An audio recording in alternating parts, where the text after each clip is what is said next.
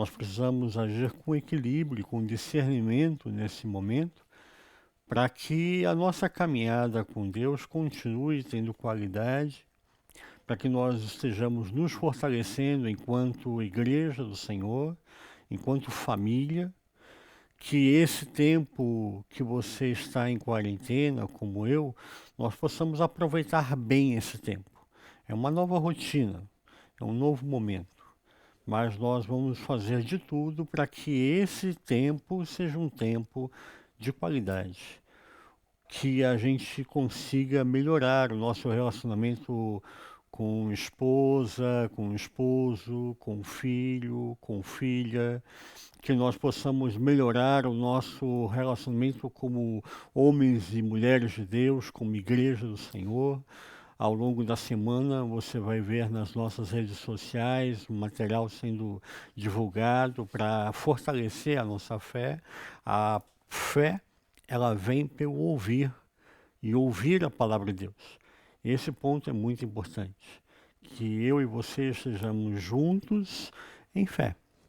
Há uma caminhada que estamos fazendo, há uma distância geográfica entre eu e você, mas na fé, no amor e na esperança, nós estamos juntos. Vamos caminhar juntos e fortalecermos um ao outro em Cristo Jesus. Como você sabe, nós estamos fazendo uma série de sermões e estamos falando sobre a caminhada com Jesus e Jesus como Messias. E eu quero dar continuidade a essa visão hoje, falando do texto de Mateus, capítulo 12, versículo 22 em diante. É um novo caminhar que Jesus oferece e mostra para a gente nessa dinâmica para demonstrar que ele é o Messias. Ele toma a decisão em um dado momento do seu ministério, da sua vida, e dali por diante todas as suas atitudes e ações são cuidadosamente pensadas para demonstrar a messianidade do Senhor Jesus. Eu quero acompanhar com você o texto de Mateus, capítulo 12, versículo 22 até o versículo 32.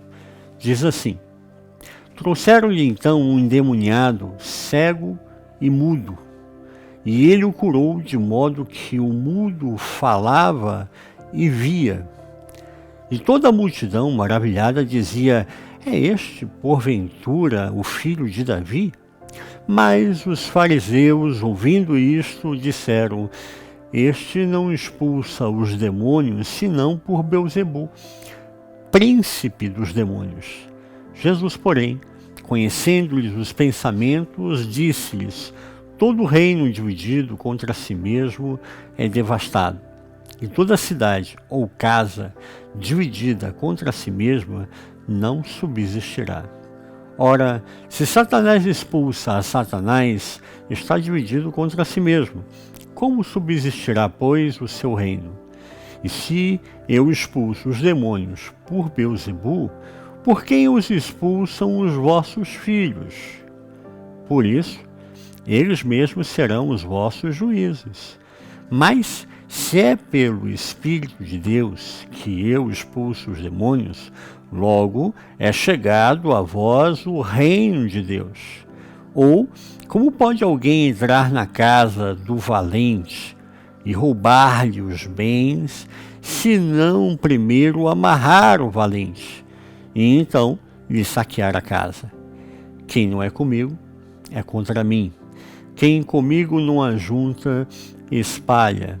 Portanto vos digo, todo pecado e blasfêmia se perdoará aos homens, mas a blasfêmia contra o Espírito Santo não será perdoada.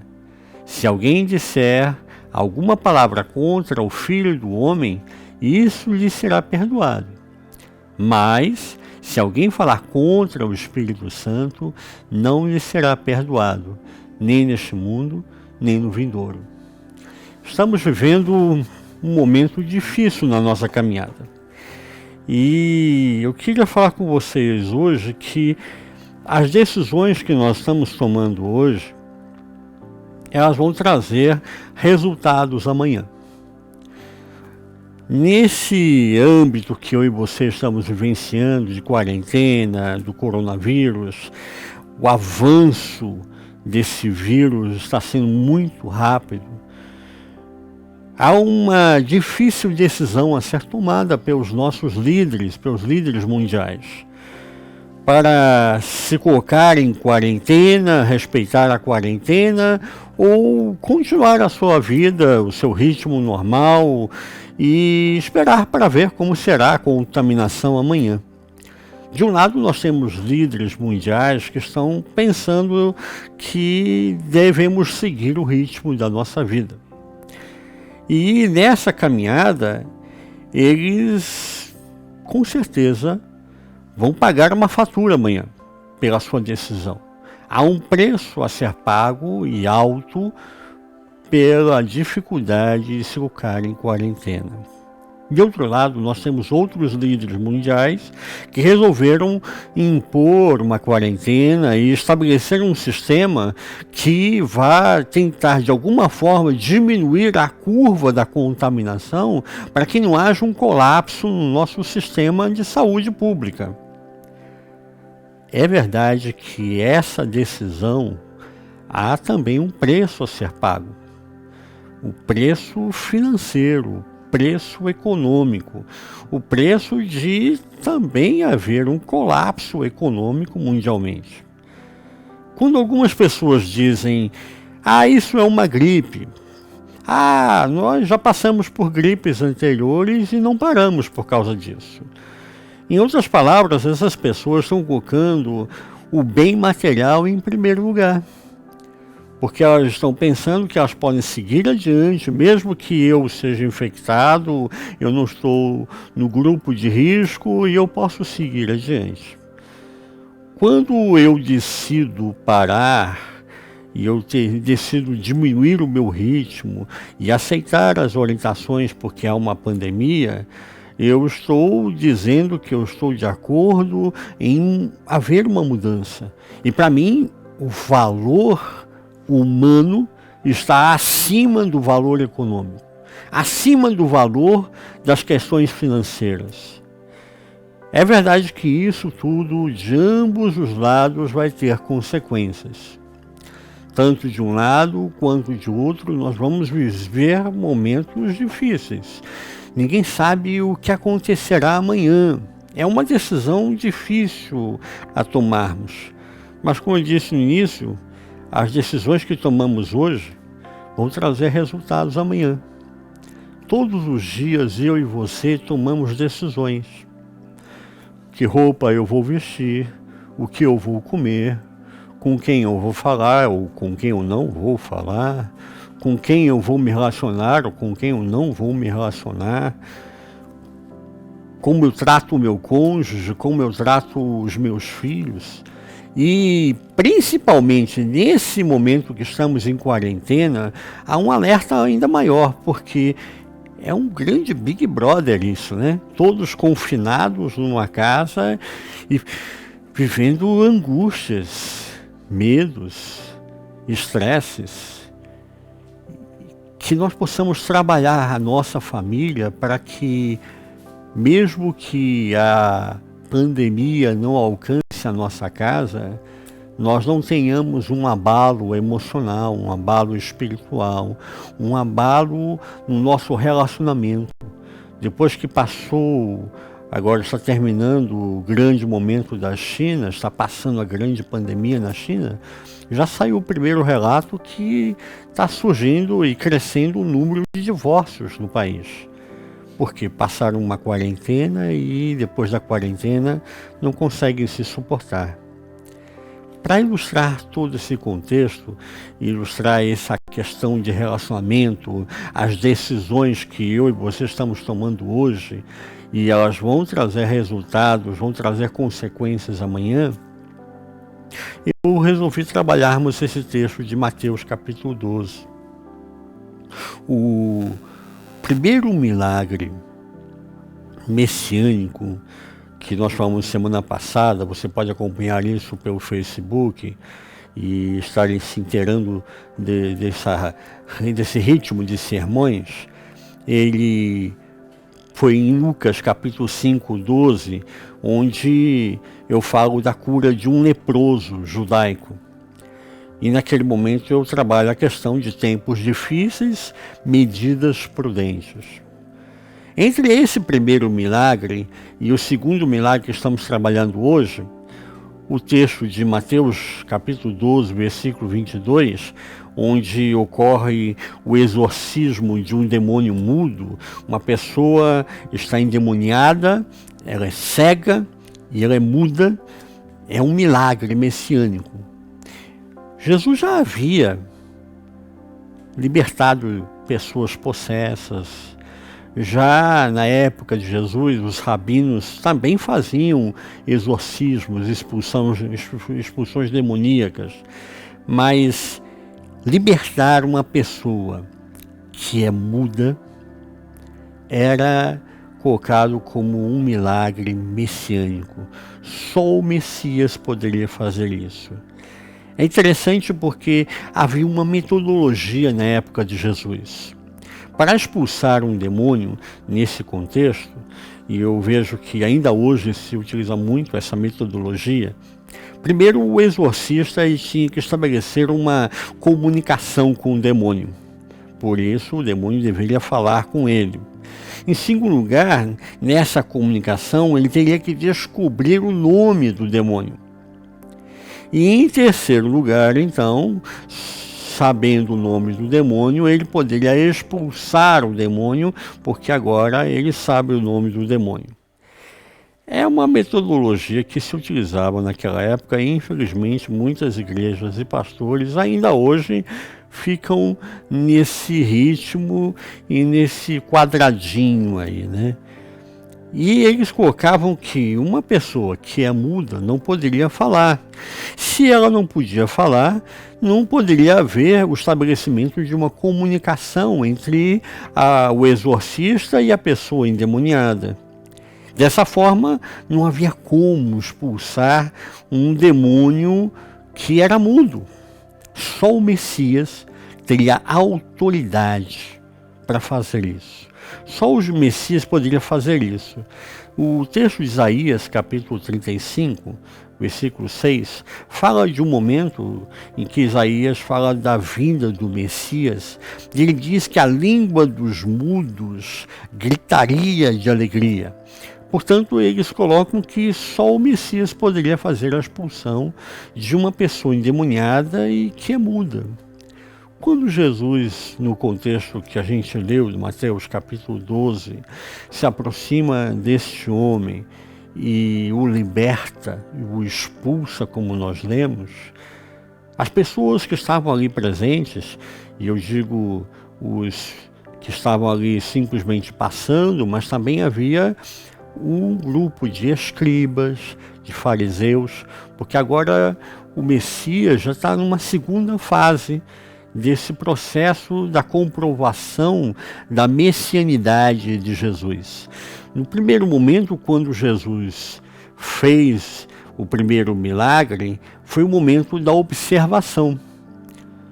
Curar um leproso era um milagre que só o Messias poderia ter feito. Abria-se um inquérito e a partir dali, então, havia uma observação da pessoa, do fato, de quem fez, como essa pessoa fez e como essa pessoa ela se comporta em outras situações. Nesse processo aqui, Jesus, ele já está na segunda fase, não está mais na observação. Ele está agora na fase da investigação. Existem fariseus, existem escribas, existem doutores da lei que estão ao redor de Jesus, perguntando, fazendo questionamentos a Jesus para ver se os valores que Jesus está pregando são os mesmos valores que o Messias deveria estar pregando. Esses líderes, com certeza, estão aqui ao redor de Jesus, e quando Jesus liberta uma pessoa que estava endemoniada, que era cega e muda, a própria multidão começa a questionar: não seria este o filho de Davi? Não seria esse o Messias? Porque eles reconhecem nos ensinos rabínicos que esse milagre, em específico, só o Messias poderia fazer. E aqui nós temos um momento difícil. Será esse o filho de Davi? Os fariseus, ouvindo esse questionamento, eu imagino aquele burburinho que está acontecendo no meio da multidão: é o Messias? Será que é o Messias? Eles já tomam à frente, baseado naquilo que eles estão ouvindo da sua liderança, dos sacerdotes, dos rabinos, dos escribas, dos doutores da lei. E eles, baseado nessa visão do Sinédrio, eles tomam à frente e falam: não, esse está expulsando demônios por Beelzebu. Aqui nós temos uma decisão a tomar. Ou a multidão, os escribas, os fariseus, os sacerdotes, vão reconhecer que Jesus é o Messias, a messianidade de Jesus, diante dos dois milagres, do leproso que foi curado e agora desse demônio mudo que foi liberto. Ou a segunda seria rejeitar as pretensões messiânicas de Jesus.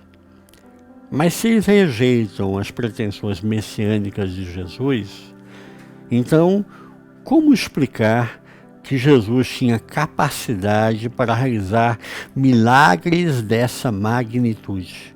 Só o Messias poderia fazer uma coisa dessas. Foram os próprios rabinos que haviam dito isso.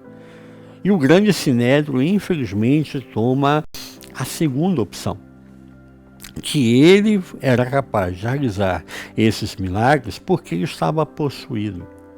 E não estava possuído de um demônio qualquer. Eles falam aqui que ele expulsava os demônios pelo poder de Beelzebu.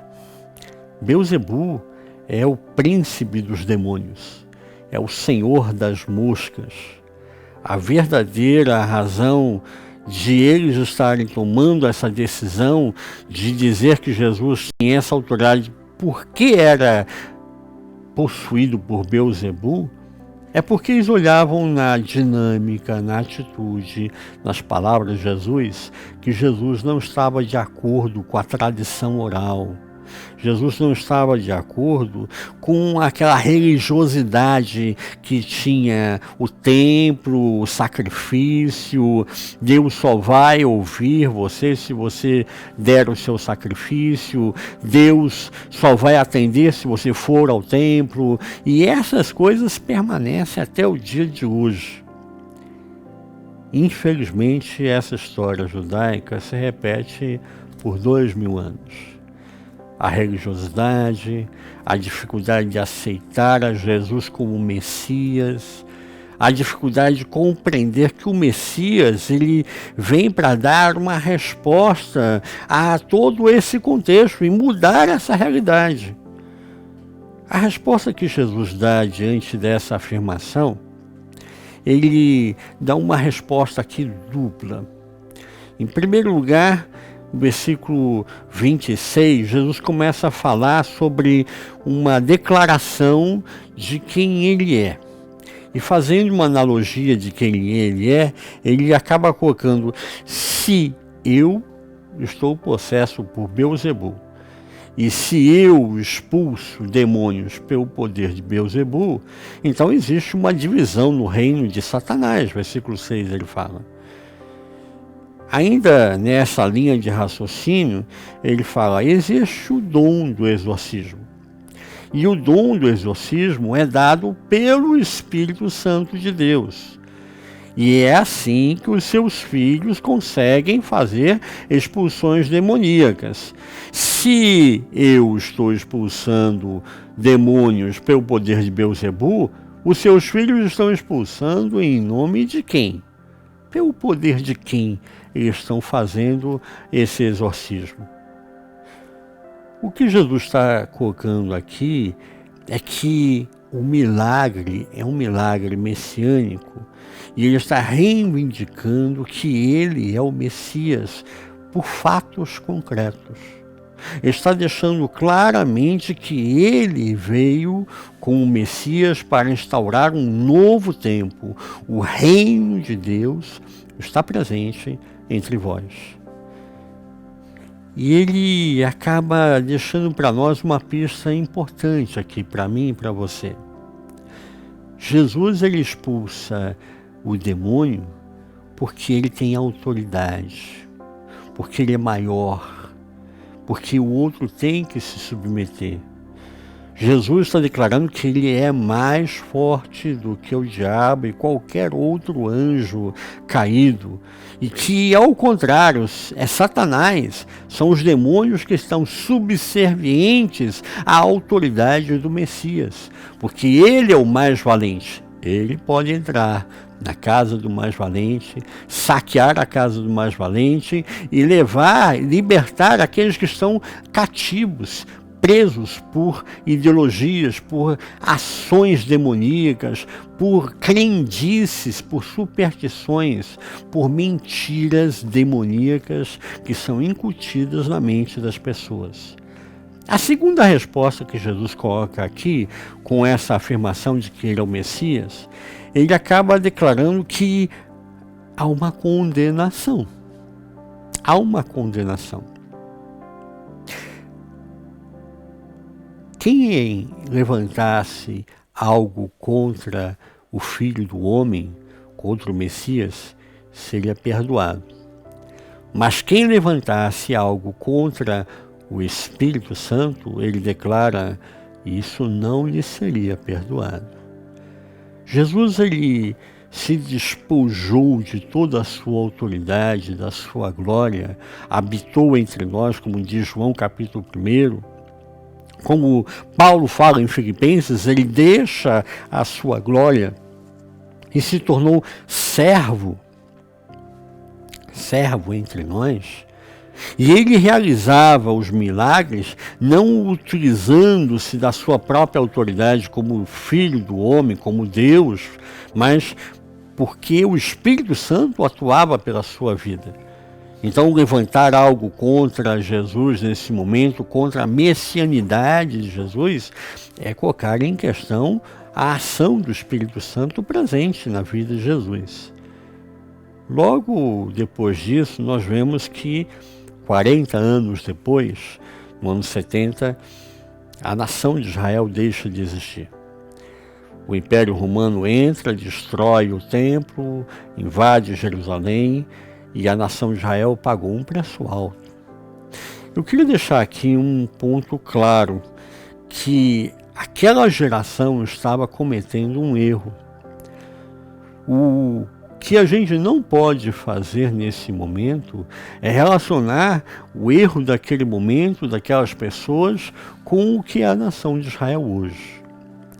Muita gente utiliza-se de um sionismo, uma contrapartida de antagonicamente estar contra os judeus por causa do pecado do passado.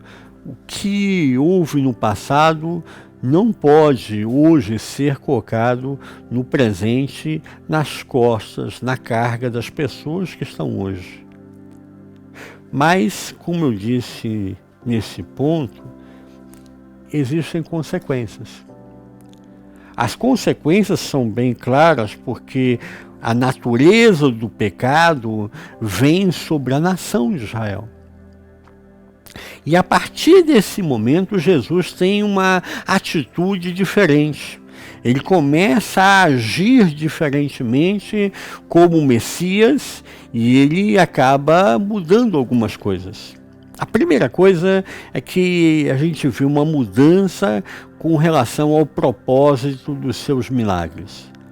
Antes desse momento, antes da rejeição, o propósito dos milagres era autenticar a sua messianidade.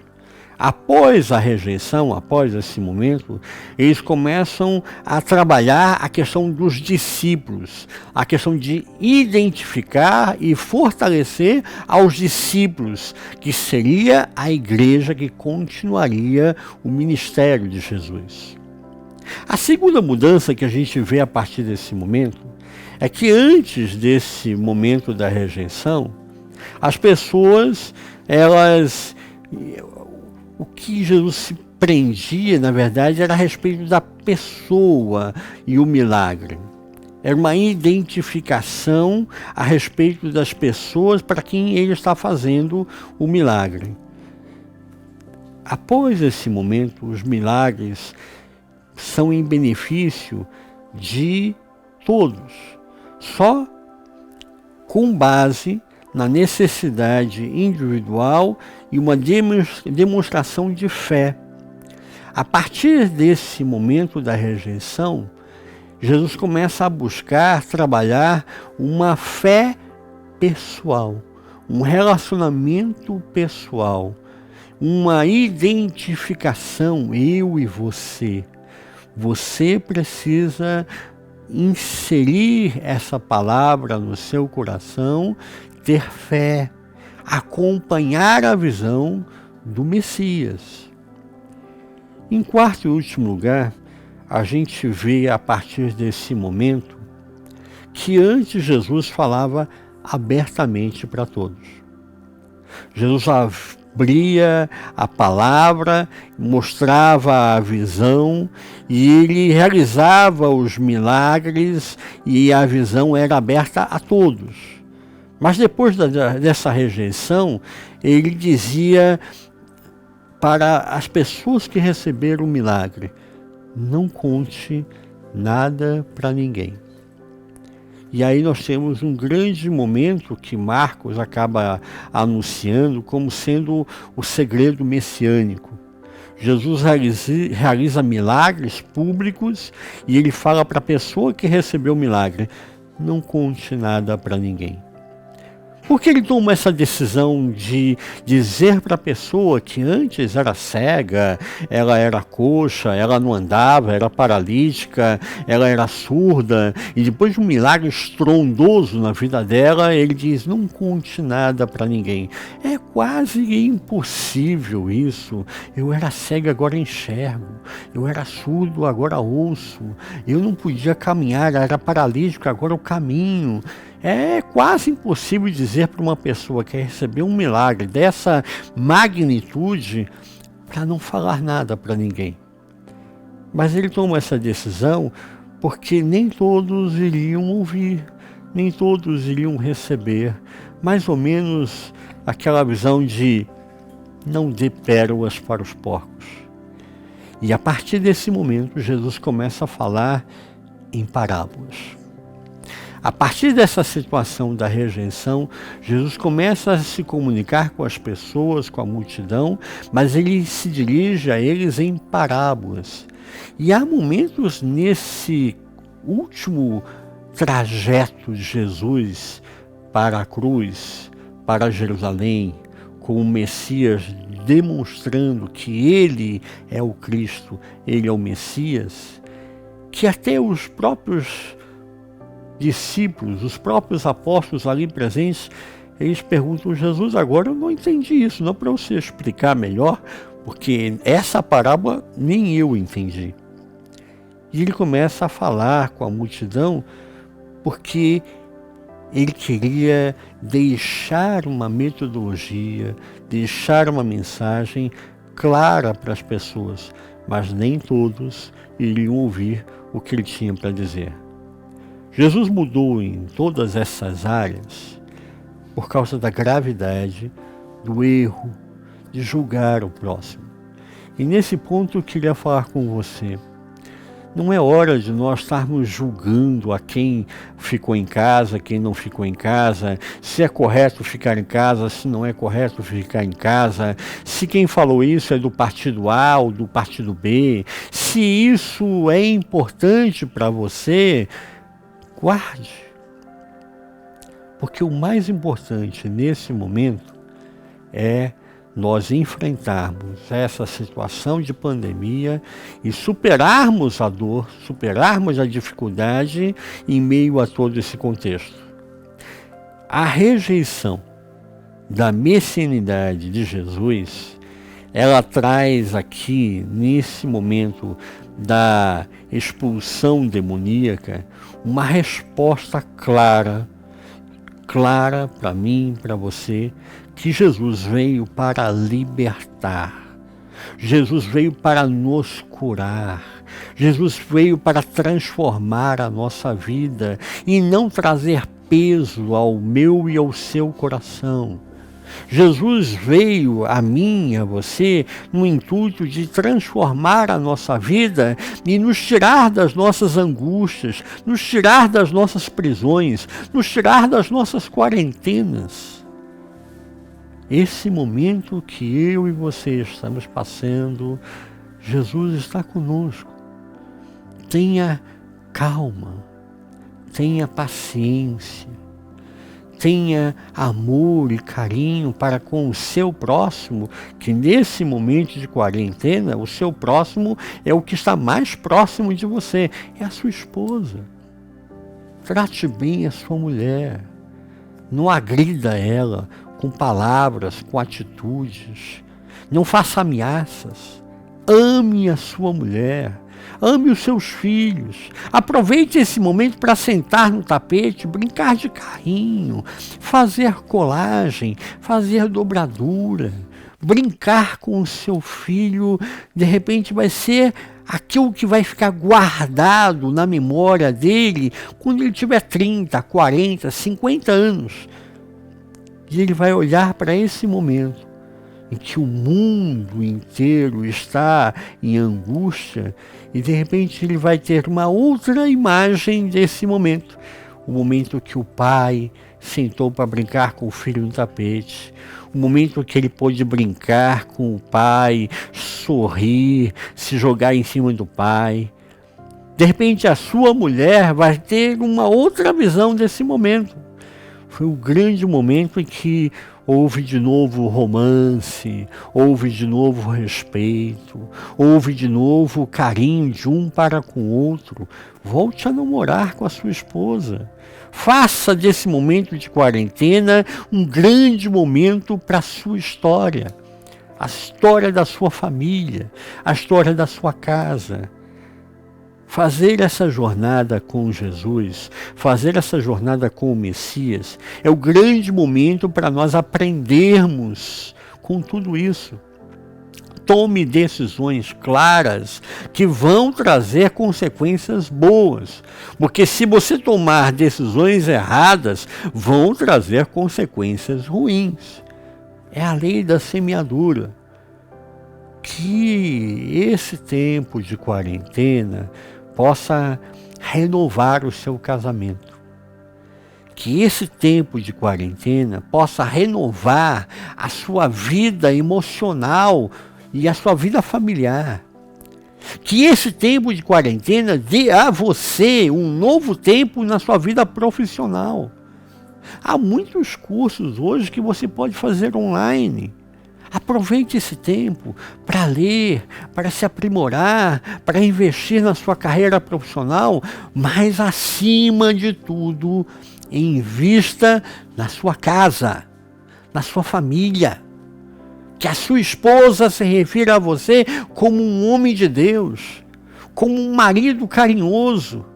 Que os seus filhos se refiram a você como uma pessoa compreensiva, como uma pessoa equilibrada, como uma pessoa que ama e que eles são apaixonados pelo pai, pela mãe que eles têm. Portanto, que nós tenhamos um tempo de equilíbrio.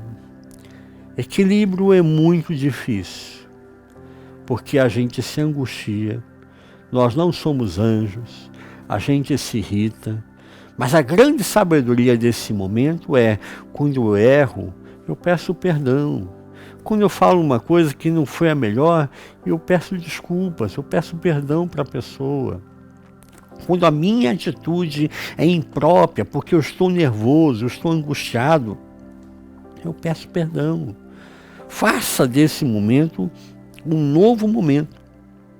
Lembre-se que Jesus fala em Mateus capítulo 15, versículo 17 ao 20, ele fala sobre o problema não é aquilo que entra pela nossa boca, mas aquilo que sai da nossa boca. Os fariseus, os doutores na lei, observando que os discípulos de Jesus comiam sem lavar as mãos, importante isso hoje, hein? Você deve lavar várias vezes as mãos por dia, no mínimo umas 10 vezes. Eu nunca lavei tanto as minhas mãos. Saiu, cuidado quando você pegar numa maçaneta, tocar o botão do elevador, tudo isso pode estar contaminado e você pode trazer essa contaminação para a sua casa. A primeira coisa que você precisa fazer quando chegar em casa, lave as suas mãos com água e com sabão, né? O pessoal até brinca aí, né, que lave cantando parabéns para você, né? Mas é muito simples. Você lava as palmas, lava entre os dedos, lava as unhas, lava as costas das mãos, lava os polegares e aí você tem uma boa higienização das suas mãos. Dessa forma você não traz a contaminação para sua casa. Mas voltando para o texto, os fariseus, olhando que os discípulos de Jesus comiam sem lavar as mãos, isso é um ritual. Na verdade era uma religiosidade. Tinha que lavar as mãos até os cotovelos. Ninguém come com o cotovelo, né? E infelizmente era uma religiosidade. E Jesus não é contra a higienização, mas ele fala assim, o mais importante não é a questão do lavar as mãos, o mais importante não é o que entra na nossa boca, mas o mais importante é o que sai da nossa boca. Na Bíblia, a mensagem, Mateus 15, 17, diz assim, você também, será que não entende? Não sabe que o que se come é digerido no estômago e depois é eliminado? Não sabe que o mais importante não é o que vem da boca, mas aquilo que sai do coração? É do coração que vomitamos maus pensamentos, assassinato, adultério, imoralidade, roubo, mentira e calúnia. É isso que contamina. Comer ou deixar de comer alguns alimentos, lavar ou não lavar as mãos, isso não é o mais importante.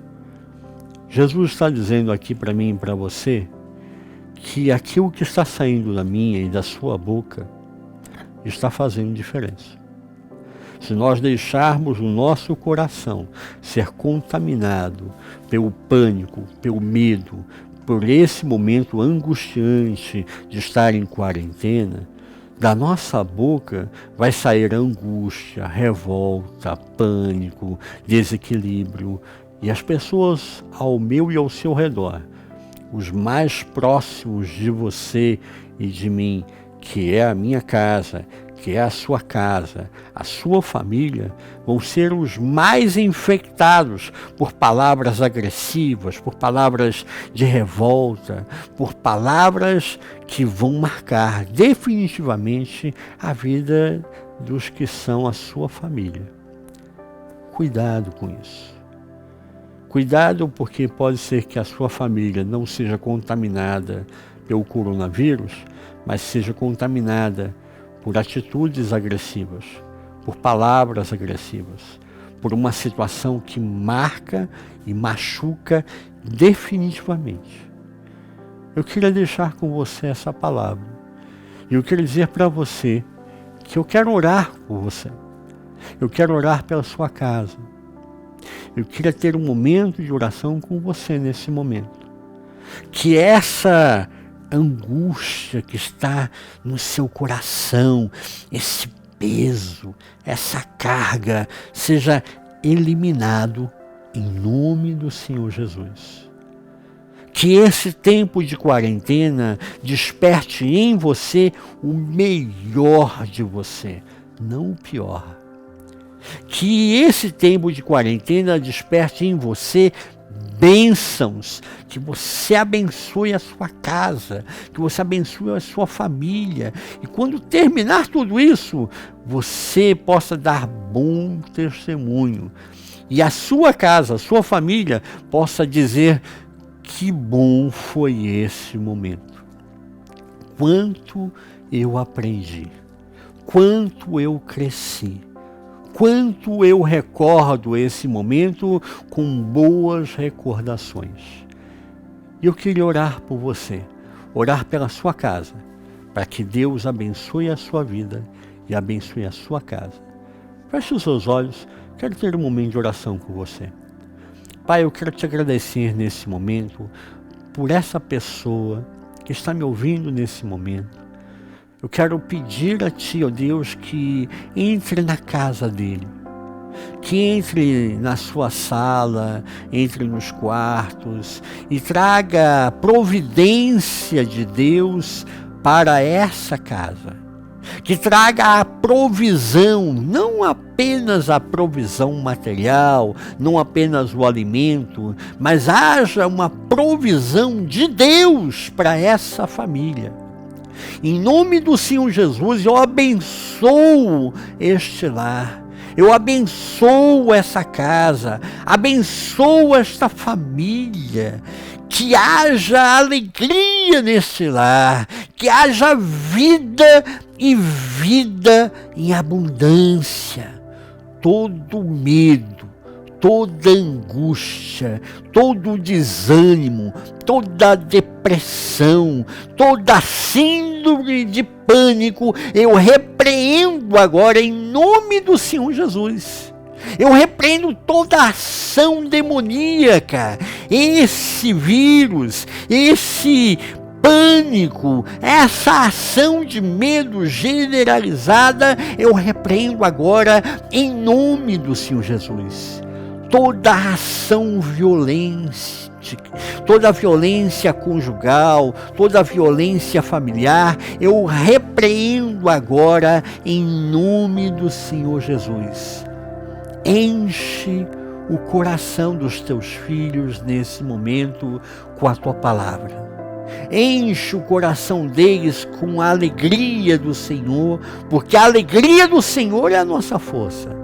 Enche a vida dos teus filhos com o gozo do teu Santo Espírito, que haja um batismo em cada lar essa noite que está me escutando, haja um batismo do Espírito Santo. Enche essa casa, enche com a tua presença, habita nesse lar, fortalece aos teus filhos, para que eles passem por esse momento de quarentena e sejam mais do que vencedores em Cristo Jesus. Eu profetizo sobre a vida e sobre a casa, sobre o lar de cada um deles, que eles sejam mais do que vencedores em Cristo Jesus. Que eles prosperem financeiramente, prosperem espiritualmente, prosperem como convívio familiar, prosperem como homens e mulheres de Deus, prosperem em todos os sentidos. Guarda os teus filhos, acampa os teus anjos ao redor de cada um deles e livra-os de todo mal. Em nome do Senhor Jesus, eu te abençoo. Amém. Querido, que Deus abençoe o seu lar, que Deus abençoe a sua casa, que você seja um homem próspero, uma mulher próspera, um filho de Deus, uma filha de Deus, abençoada, bem-aventurado em Cristo Jesus. Que nós possamos ouvir de você grandes vitórias, bons testemunhos, coisas fantásticas possam acontecer nesse período que há muita angústia, há muito medo em muitos lares, mas no seu lar, na sua casa, tenha a provisão de Deus. Que a bênção do Senhor seja sobre você. uma boa semana, que Deus abençoe a você, a sua casa, e até semana que vem. Deus seja contigo.